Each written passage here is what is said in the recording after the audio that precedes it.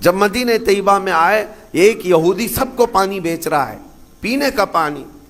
صحابہ جو غریب تھے حضور کی بارگاہ میں آئے، عرض کیا کہ یا رسول اللہ صلی اللہ علیہ وسلم، اتنی غریبی ہے کہ ہم پانی خرید کر نہیں پی سکتے۔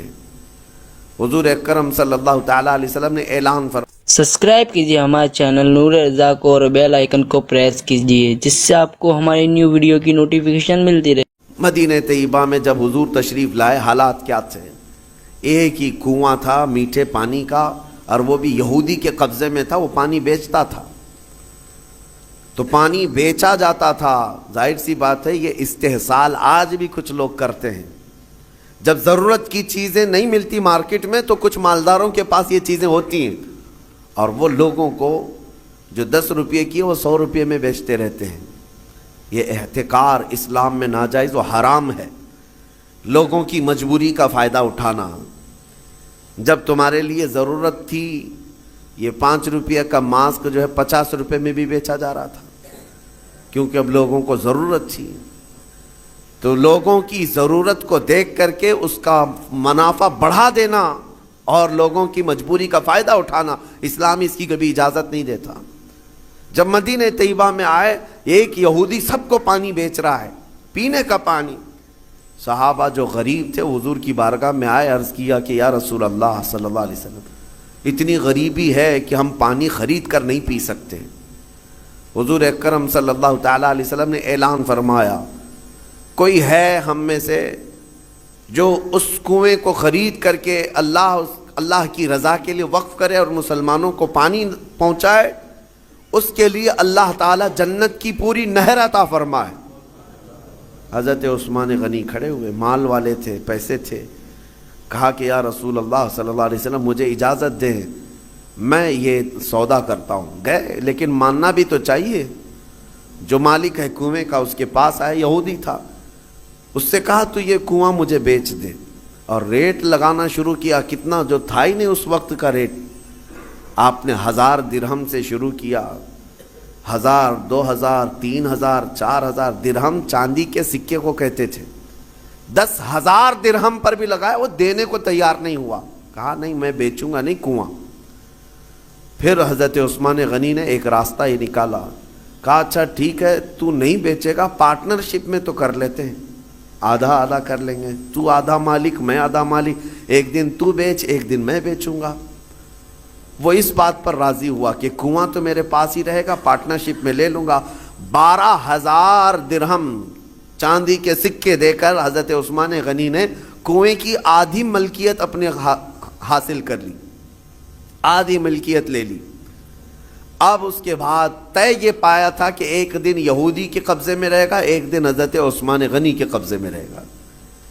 اس کے قبضے میں جب ہے وہ پانی بیچے، جب ان کے قبضے میں ہو تو یہ پانی بیچے۔ حضرت عثمان نے آدھا پارٹنرشپ میں لیا اور مدینے میں آ کر اعلان کر دیا جسے پانی چاہیے وہ میری باری کے دن مفت میں لے جائے، جس کو اپنے پانی کی ضرورت ہے۔ مدینے کے غربا، مساکین اور سب اہل مدینہ حضرت عثمان کی باری کا انتظار کرتے، جس دن ان کی باری ہوتی سب پانی لے لیتے، اور جب یہودی کی باری ہوتی وہ مکھیاں مارتا بیٹھتا، کون خریدتا؟ جب پانی مفت میں تقسیم ہو رہا ہو تو پیسے دے کر اس سے کون لیتا؟ تو اس نے جو سودا کیا تھا پھر وہ کہنے لگا کہ میں تو گھاٹے کا سودا کر لیا۔ عثمان چالاکی کر گیا، یہودی کہتا رہا، اور اس کے بعد کئی دن تک اس کے کنویں پر کوئی خریدار نہیں آتا۔ تو اب حضرت عثمان کے پاس وہ آیا اور کہا باقی آدھا بھی خرید لو، آدھے کی جو پارٹنرشپ چلا رہے ہو باقی آدھا بھی تم خرید لو۔ حضرت عثمان غنی اس وقت کہتے ہیں اب مجھے خریدنا نہیں ہے، پارٹنرشپ پہ ہی چلیں گے، آدھے آدھے پر ہی چلیں گے۔ پھر حالات یہاں آئے کہ بہت اونے پونے اس یہودی کو چند سکوں پر، چند درہموں پر اپنا پورا کنواں دے کر جانا پڑا۔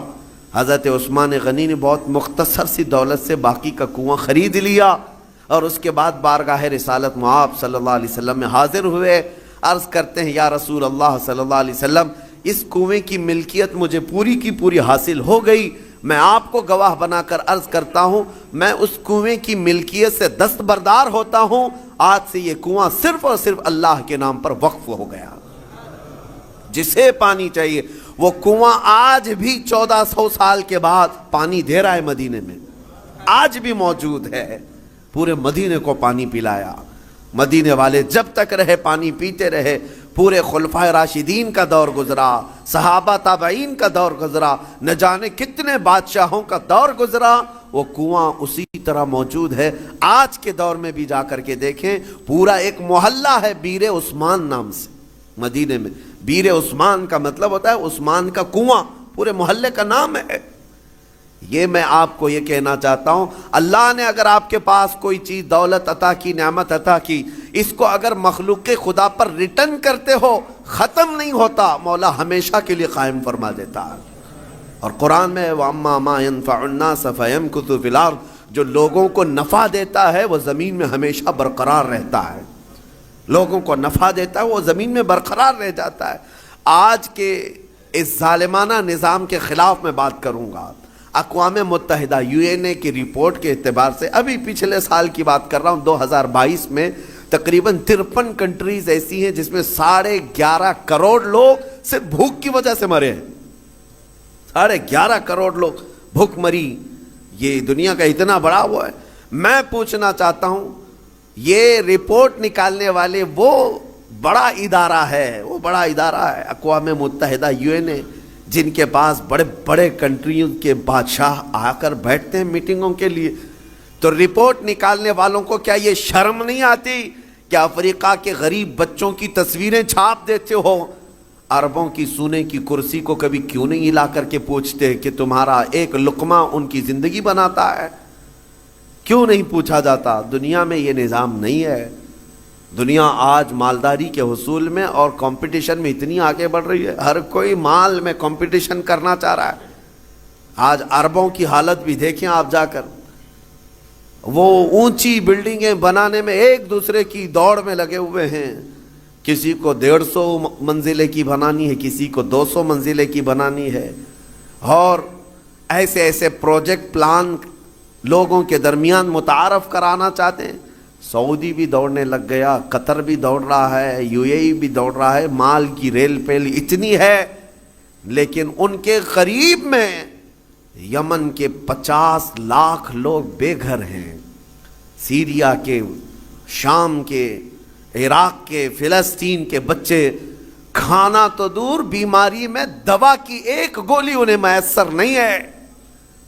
وہ چھوٹی چھوٹی بیماریوں میں دم توڑ جاتے ہیں, مر جاتے ہیں. ہے تو امت مصطفیٰ. ان مالداروں سے سوال ضرور ہوگا, ضرور ہوگا. ان کے بغل میں, بلکہ ان کے سائے میں وہ تمام قومیں ہیں جو چیخ رہی ہیں, لیکن کسی کی چیخ ان کے کانوں تک نہیں آتی. آپ جا کر کے دیکھیں, کھانا ان کے کھانے کا طریقہ یہ ہے کہ 2-4 ہاتھ بڑے برتن پر رکھ کر کے, عرب اس کو فیشن سمجھتے ہیں, باقی پورا کھانا گٹر میں پھینک دیا جائے. پورا کا پورا بکرا بنایا جائے, 2-3 چمچ اس میں سے گوشت نکال کر کے باقی پھینک دیا جائے. یہ ہم نے اپنی آنکھوں سے دیکھا ہے. 1-2 نہیں, کئی کوئنٹل کی تعداد میں کھانا اس طرح پھینک کر کے بہا دیا جاتا ہے. اور ایک طرف ایک بریڈ کے لیے, ایک روٹی کے لیے سیریا میں بچے دھوپ میں دن بھر قطار لگا کر کھڑے ہوتے ہیں. کوئی ریلیف بانٹنے والی تنظیم آتی ہے, اور جو لوگوں سے چندہ کر کے وہاں جا کر کے لوگوں کو خیرات کرنے والی کوئی تنظیم آتی ہے. ایک گاڑی آتی ہے تو بچے ایسے جھپٹ پڑتے ہیں جیسے چیل جھپٹتی. ہمارے ساتھ ہوا ہے. ہم بس لے کر کے عراق میں جائیں تو بس کا دروازہ کھولنا مشکل ہوتا ہے, بچے اس طرح سے پورے دروازے کو لٹک جاتے ہیں. اکثر تو ہمیں یہ ڈر لگتا تھا کہ کوئی بچہ ٹائر کے نیچے نہ آ جائے. ڈرائیور سے ہم بار بار کہتے بھی تھے کہ اتنے بچے ہیں, ایک بار بس کسی محلے میں چلی جائے تو 100-150 بچے 5 سال سے 7 سال کی عمر کے, دیکھو تو ان کے چہرے گلابی رنگت خوبصورت ہے, لیکن الجھے بال, پھٹے کپڑے, اور ہمارے کپڑوں سے لپٹ جائیں, اور بانٹنے والا تھک جاتا ہے. مجھے یاد ہے 11ویں شریف کے موقع پر بکرے ذبح کر کے ہم نے اپنا نہیں پکایا, ان غربا اور مساکین کے جو ریفیوجی کیمپ تھے اس میں لے کر کے گئے. ایک ایک گوشت کا ٹکڑا 1/4 کلو کا ہوتا تھا. पाव किलो का गोश्त का टुकड़ा एक एक को तकसीम किया जा रहा है। बच्चे इस तरह से झपट करके लेते और मैंने देखा हमारी आंखें भीग गई थी। वो जब गोश्त का टुकड़ा लेकर अपनी झोपड़ी में जा रहे थे तो चूम चूम करके आंखों को लगा रहे हैं और पुकार पुकार करके अपनी अम्मा से कह रहे हैं कि गोश्त आ गया घर में, गोश्त आ गया घर में। ये कैफियत उन ममालिक की मैं बता रहा हूँ जहाँ उम्मत मुस्तफ़ा आबाद है।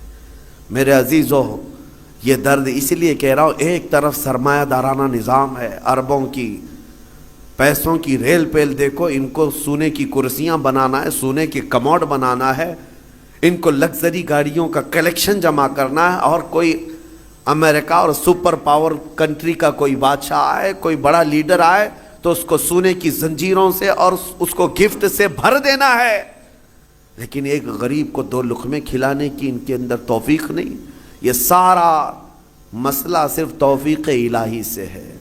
इसीलिए रमज़ानुल मुबारका में उन लोगों का एहसास करो।